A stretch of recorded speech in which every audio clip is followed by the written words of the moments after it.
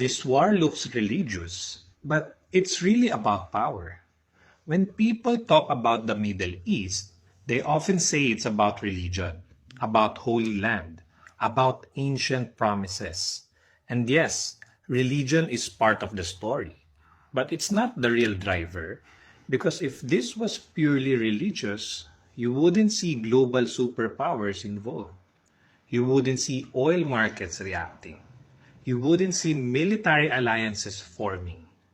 What's really happening is a struggle for control. Control of influence in the region, control of energy routes, control of strategic positioning. Israel sees Iran as a direct threat.